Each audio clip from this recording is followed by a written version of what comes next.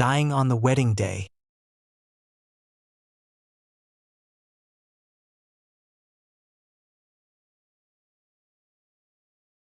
In the village of Wang Ha at that time, there was a girl who was famous for her beauty and grace in the area. Her name was Noyet, the daughter of Mr. Trong and Mrs. Hoa, born into a poor farming family. Since she was young, Noyet had worked hard on the fields, but she was completely different from other girls in the village. Her skin was fair, and her face was delicate and charming. When she came of age, her beauty became known far and wide. Mr. and Mrs. Trong had only one daughter, and they treated her like a precious gem, loving and pampering her. In those days, as in any ancient tradition, a grown woman had to marry, and when she came of age, many families with sons came to ask for her hand. But in the end, Noyet and her family gently rejected all suitors. Unlike today, back then, daughters had to marry according to the arrangements of their parents or the elders in the family. But in Noyet's case, her parents had only one daughter, and they didn't want her to suffer, so they allowed her to choose her own husband. However, it was quite ironic that, despite many wealthy suitors, Noyet fell in love with Trong, the poorest boy in the village. Trong was strong, hard-working, and diligent, but he had no money, no education, and a future that was uncertain. When they were young, they lived near each other, tending cattle and cutting grass together, always by each other's side. They were childhood sweethearts. This would not have been noteworthy if Noyet had been like any other ordinary girl. But she was beautiful. Marrying Trong, who was poor and unremarkable, would be like a beautiful flower growing in the mud. Trong knew his place and didn't dare to dream too highly of himself. He never confessed his love, keeping his feelings to himself, silently lamenting his lowly status despite his ambitions. When Mr. and Mrs. Trong learned of Noyet's secret love for Trong, they strongly opposed it. "Child, why would you choose a poor boy when you could marry someone better? We only have you, and we want you to have an easy life, not to suffer." Noyet replied politely, "I understand your feelings, but if you truly love me, please don't force me to marry someone I do not love." After many months of pleading, Mr. and Mrs. Trong were helpless, but they could not interfere if Trong did not come to propose. On the other hand, the situation was about to change dramatically. One day, a storm arose. The son of Tae Li Truong Kim, a local powerful man, saw Noyet and decided that he must have her. Kim had only one son, Khan, whom he pampered. Khan had a reputation for being unruly and violent, bullying the common people while flattering the authorities. One afternoon, while Noyet's family was having lunch, Khan arrived at their house with two henchmen. He swaggered in, holding a fan, and sat down with an air of superiority.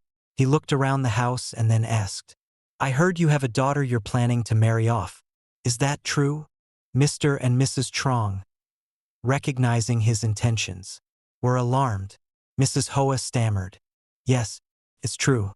But our daughter is already promised to someone else." Khan sneered. "Who is this person? A poor boy from the village?"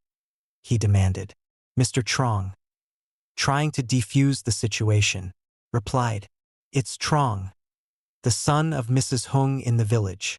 Their family has already sent the bride price. We are just waiting for the wedding day." Khan's eyes burned with anger, and he slammed his glass of water on the table. "If it's just a poor boy, that's easy to fix. I'll take care of it." Ignoring their protests, Khan and his men stormed out of the house, heading straight for Trong's place. Trong was chopping firewood when he saw Khan and his men approach, their faces full of malice. "Who is Trong?" Khan shouted. Mrs. Hung hurried out of the house, worried. "Khan, why are you here?" Khan pointed at her. "You are Mrs. Hung, the mother of Trong, right?" When she confirmed, Khan, without a word, kicked her in the stomach, causing her to fall to the ground, writhing in pain. Trong rushed forward, furious. "What are you doing? Why are you beating my mother?" Khan smirked. You dare to steal Noyet from me? If you know what's good for you, you'll annul the engagement. If not, you'll regret it. Both Mrs. Hung and Trong were confused, not understanding what was going on. What engagement are you talking about? I don't understand. Trong said. Khan glared. What? Are you still denying it? It's the engagement between you and the Trong family. First, Trong was puzzled, but quickly realized what was going on. It was very likely that Khan had gone to Noyet's house and forced a marriage. When her parents saw no other way out, they decided to take a risk and accept it. This showed that Trong's feelings for Noyet were genuine. He didn't want her to be married off to a ruthless bully, so he had to go along with it. Yes, Noyet and I have an engagement, Khan continued, but you should not try to interfere. At that moment, Khan's face flushed with anger. Ever since he was a child, in this small village of Wangha, no one had dared to disrespect him like this. He looked toward his two servants. You two, deal with him. Without waiting, the two servants rushed forward, hitting Trong relentlessly. Trong managed to block a few hits, but soon his defense faltered. The blows became harder, and after a few more, his body crumpled to the ground. Khan stepped up, grabbed Trong by the collar, and sneered. How long are you going to keep resisting? Trong, lying on the ground, spat blood at his face. Khan went mad. His eyes burned with fury. He grabbed a staff from one of the servants and began pounding it into Trong's head. Trong blocked a few more blows, but his bones quickly shattered under the relentless strikes. After a few moments, the blows stopped, and blood poured from Trong's head as he fell unconscious. Mrs. Hung, still lying on the ground, clasped her hands and begged, Please, don't hit him anymore. If you want to beat someone, beat me instead. Please, spare him. Khan, sneering, said, Tomorrow, I'll come back. If you haven't broken off the engagement by then, don't blame me for what happens. He signaled to his two servants to leave. Mrs. Hung, in agony, crawled over to her son, shaking him and calling his name, but there was no response. Blood was flowing freely from his head, and his face was turning pale.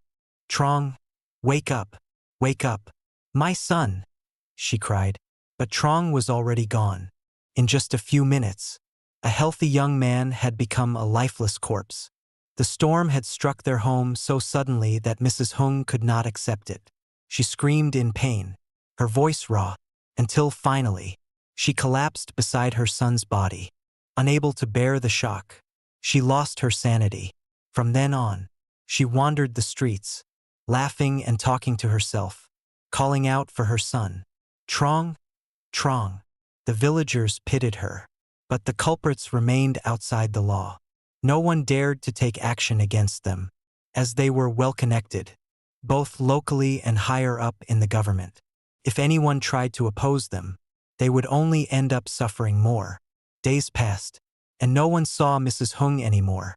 2 days later, someone found her body floating in the river, bloated and swollen.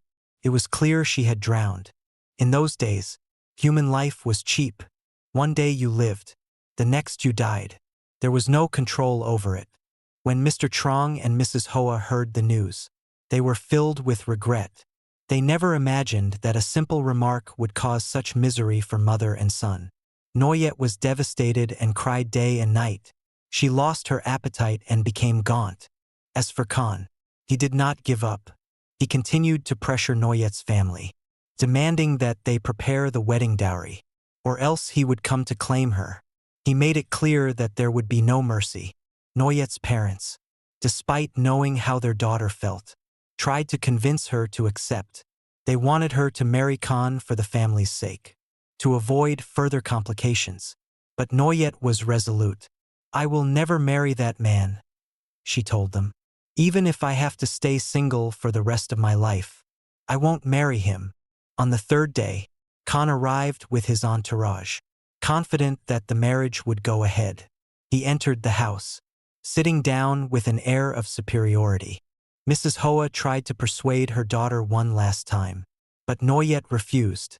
"If you want me to marry him, then you will have to bring the dowry here in 3 days," she said coldly.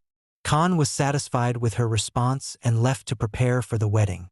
On the day of the wedding, when the procession reached the riverbank, Noyet suddenly stopped the procession. She insisted on paying her respects to Trong's mother before going to her new home. After some back and forth, they agreed. But when the palanquin stopped at the river, Noyet unexpectedly jumped into the water, drowning herself. The people in the procession were stunned and rushed to rescue her. But it was too late. The wedding turned into a funeral. Noyet's parents, devastated, searched the riverbank. But it was too late. They wept, cursing themselves for bringing their daughter to this point. Soon after, Khan, undeterred, found another girl to marry. She wasn't as beautiful as Noyet, but she would suffice. And so, the cycle began again, with another wedding, another family mourning the loss of a daughter's freedom. Late at night, when his mind was slightly tipsy, Khan finally asked for permission from his friends and the others to step into the room for the wedding night. Outside, the sounds of laughter and conversation continued, full of life and noise.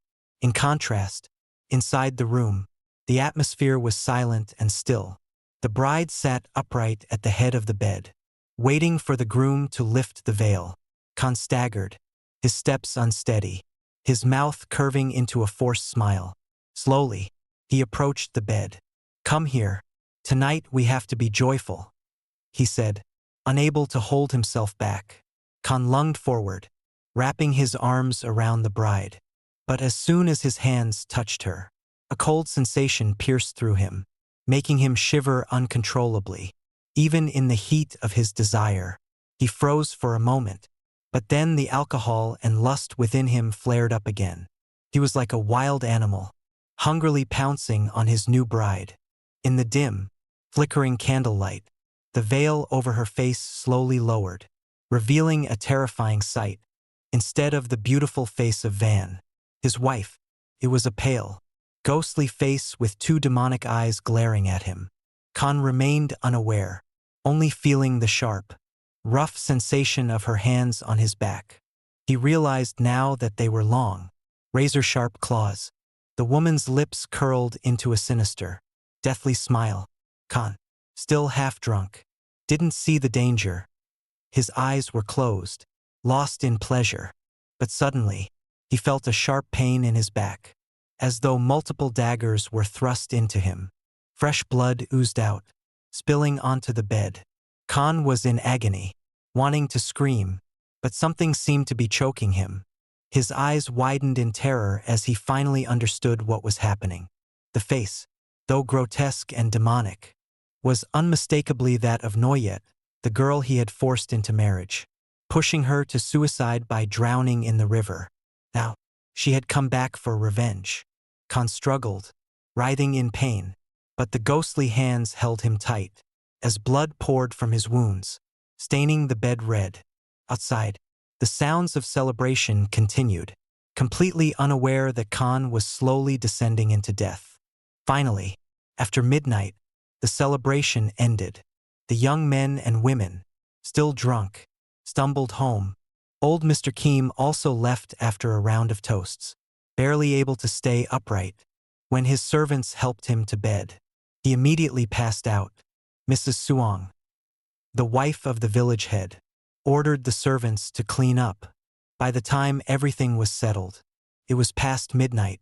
She walked to her husband's room and, hearing nothing, assumed Khan was too tired from the celebrations or had passed out.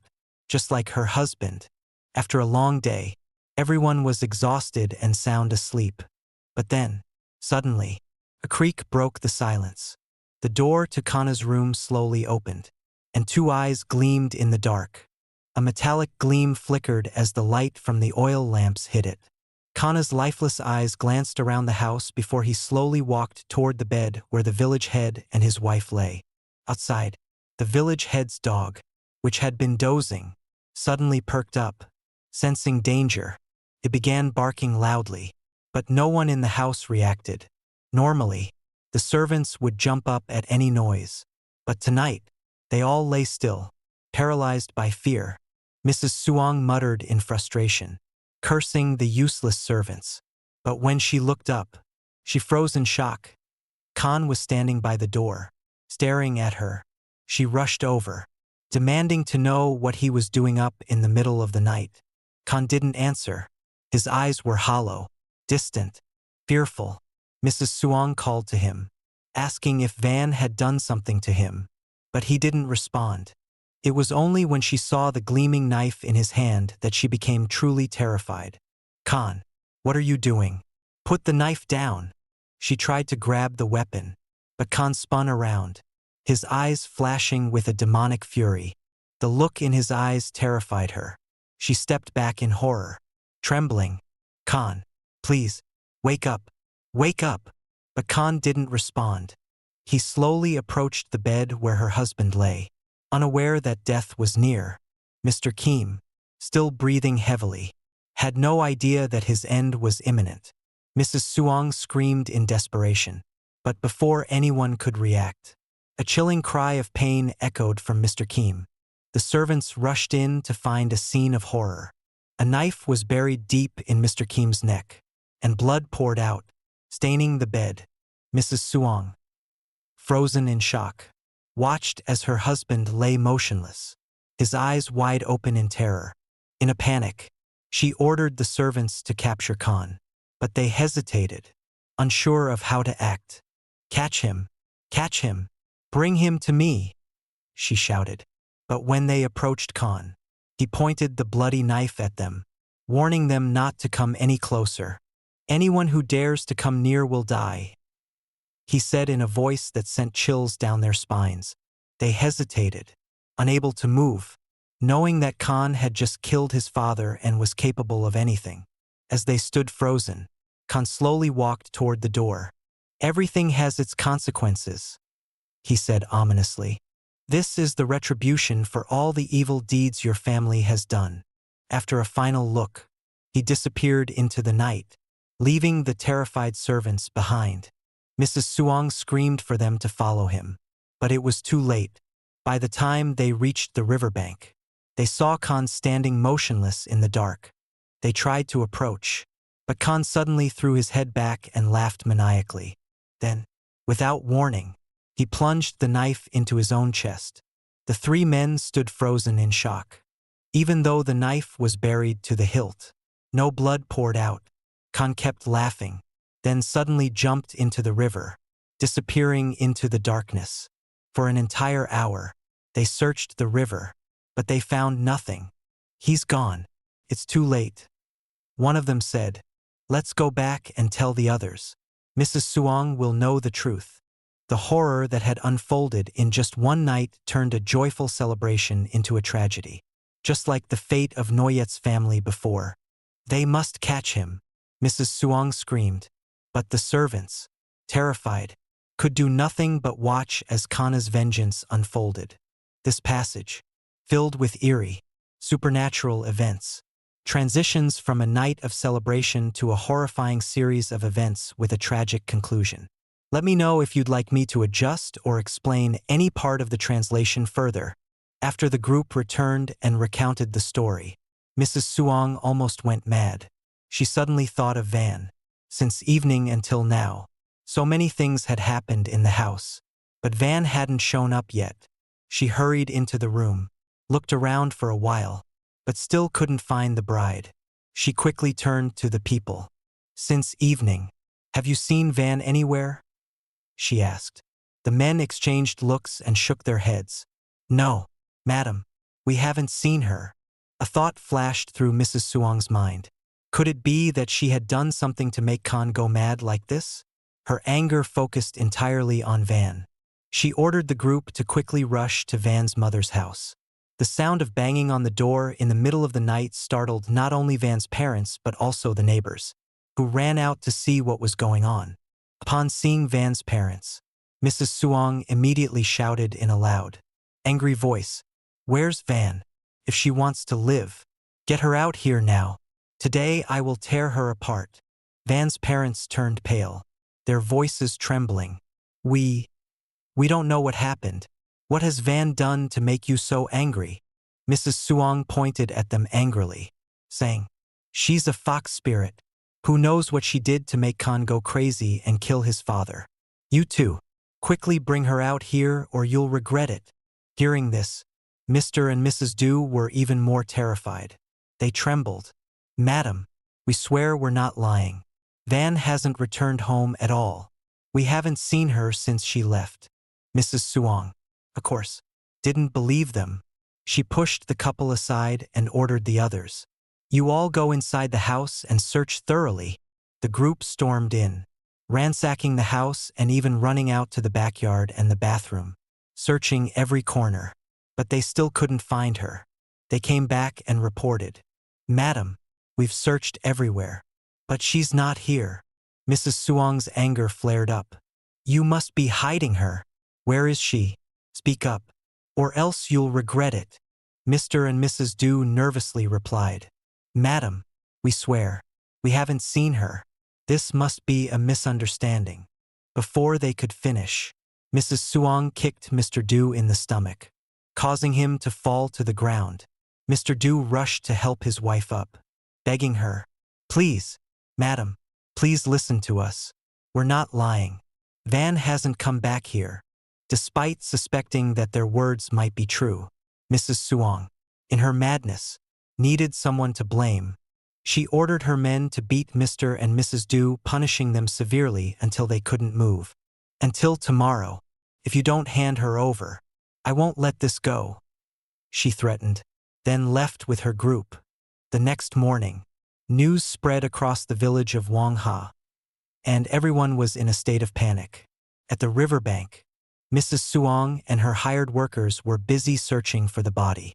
After almost an entire day of searching, Kana's body seemed to have disappeared without a trace. There were 2 coffins, one with a body and the other empty. Just yesterday, Mrs. Suong had hung red lanterns and wedding decorations at the entrance of her house. Today, however, everything was replaced by white lanterns and mourning flags, signaling tragedy. Mrs. Suong's family, along with the local authorities, were still searching high and low for Van, believing she was the one responsible for everything that had happened. For the funeral rites, Mrs. Suong had invited a famous exorcist, Master Gi, from the province to handle the ceremonies. When he arrived, before even stepping into the yard, he glanced inside the house, his eyes cold with a sharp gleam. It was as if he had seen something strange. After a few moments of silence, he began the rituals, which proceeded normally until everything was finished. At that point, Master Gi spoke to Mrs. Suong privately. I know you're grieving, but there's something I must tell you. The death of your husband and son was caused by an invisible hand. Mrs. Suong was stunned, unable to speak for a few seconds. What do you mean? Please explain. Master Gi nodded. When I entered your house, I saw a female ghost lingering inside.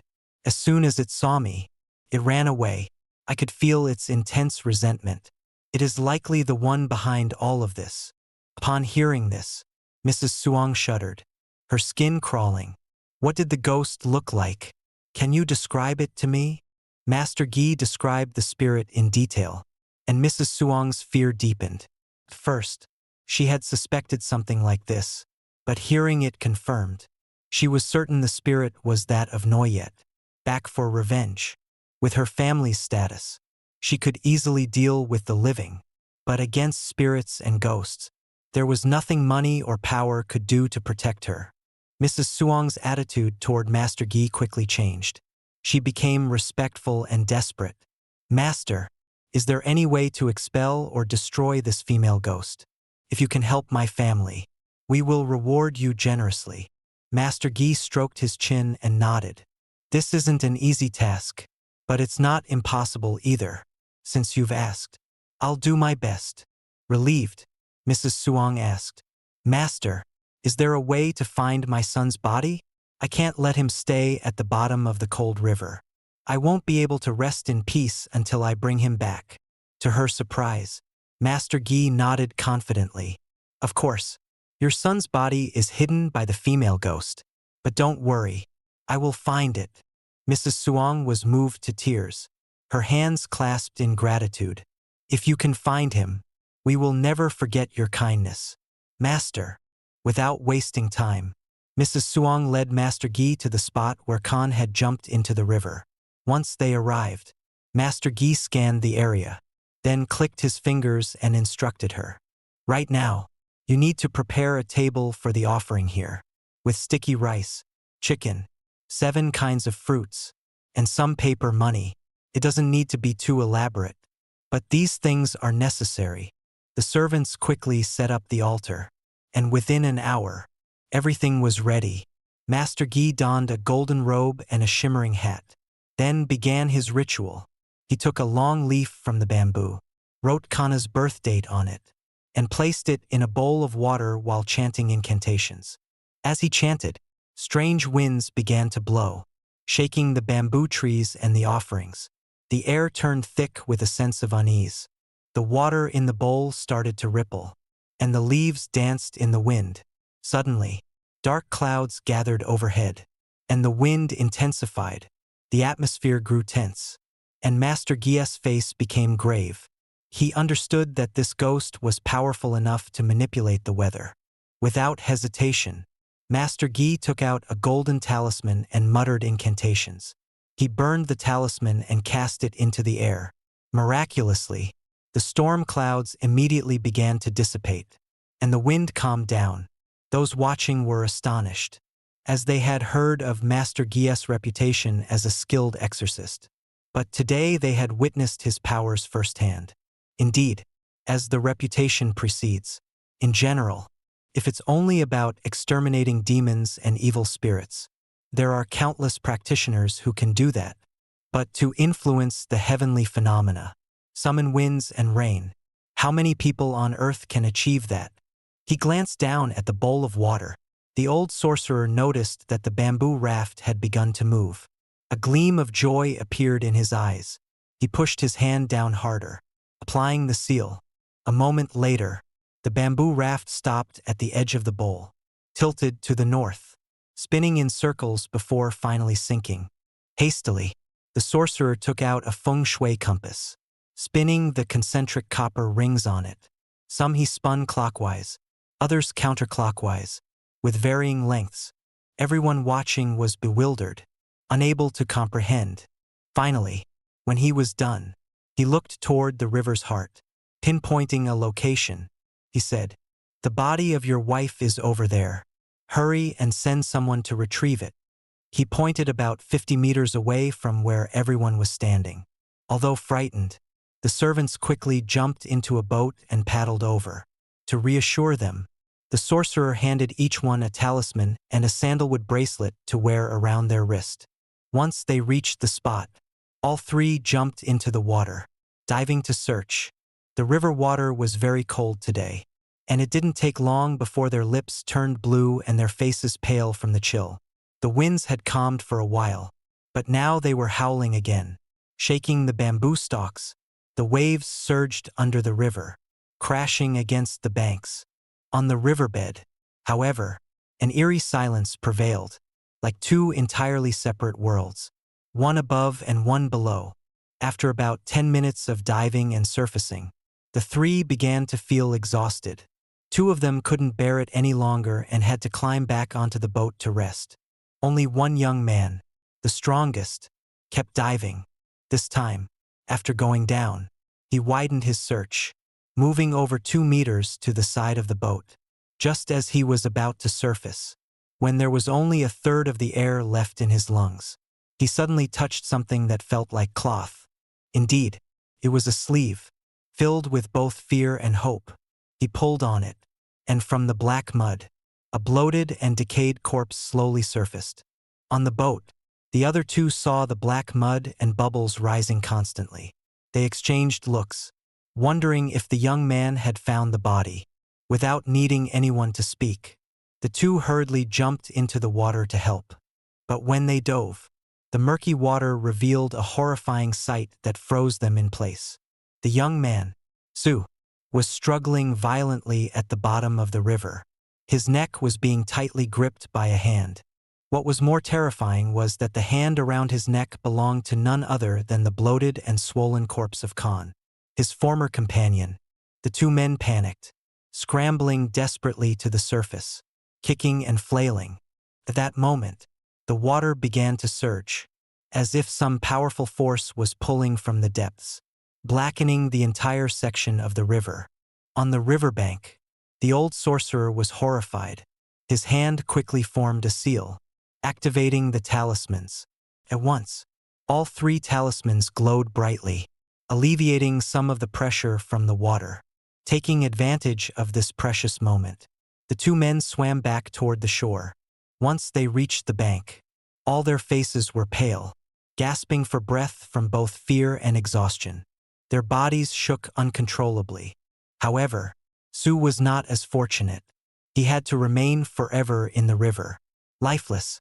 At that moment, the old sorcerer's wife, Ba Swang, stepped forward from behind.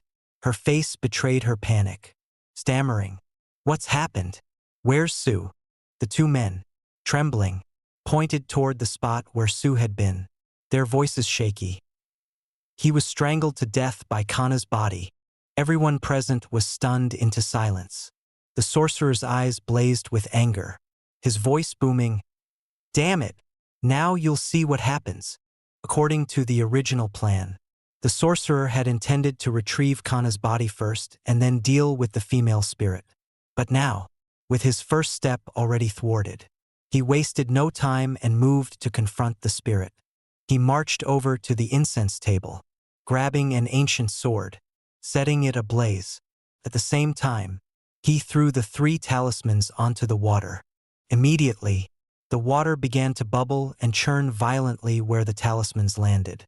Without a second thought, the sorcerer drew blood and pointed the sword straight at the sky, shouting, "Spirits of the river and the earth, hear my command. Get rid of the evil spirits and demons who harm the innocent." As if responding to his command, the heavens rumbled with thunder and wind howled fiercely around him. Suddenly, a haunting voice echoed, "How laughable! Who are the demons? Who are the evil spirits? If you don't leave now, don't blame me for showing no mercy." The voice seemed to come from all directions, a chilling, unearthly sound. The sorcerer glared, his voice fierce. "The true evil is the one who harms the innocent. That is the demon, the evil spirit. Leave now, or I'll make you pay."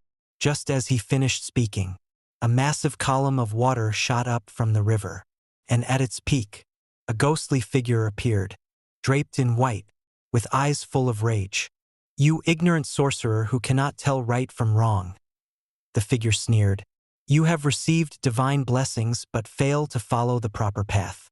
You don't even know what is true or false, what is right or wrong. Yet you dare command the spirits and gods." Before the sorcerer could react, a streak of water, like a bolt of lightning, shot toward him with terrifying speed. He had no time to dodge and could only raise his sword to block. There was a loud thud as the water hit him, sending him flying backward into a large pool of blood, knocking him unconscious. Seeing this, everyone was terrified. They screamed and fled in all directions.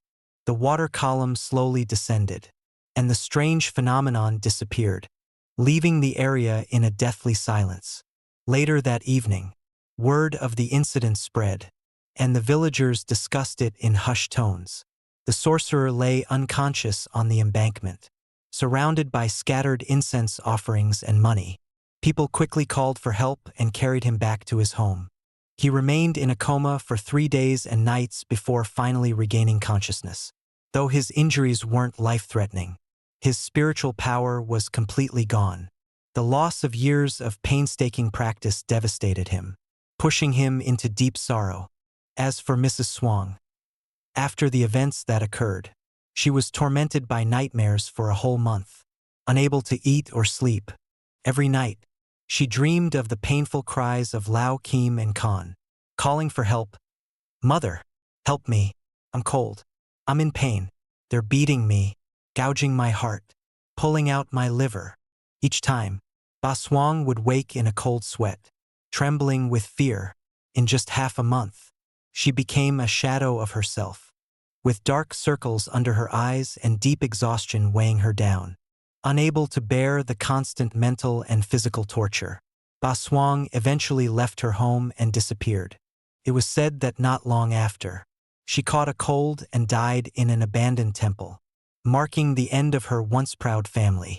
Some time later, on a stormy night, while the couple was sleeping, they heard a loud knocking on the door. When they opened it, they were astonished to see their daughter, Van, standing before them, drenched, wearing a raincoat and a conical hat, her eyes bloodshot. I'm back, mother and father," she said. After a moment of shock, the parents rushed to embrace her, tears streaming down their faces. "We've been so worried. Where have you been all this time?" Van's story was long and chilling.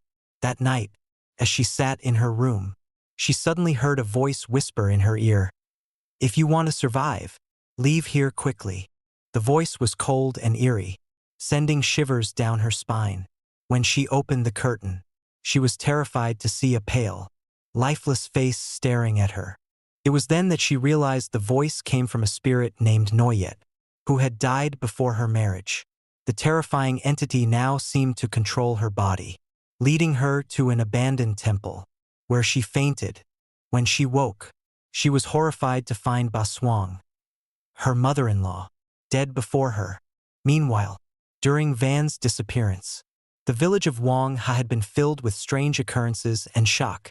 No one dared to sleep that night, and the whole family stayed awake in fear, waiting for daylight to break. Here is the translation of the passage into English.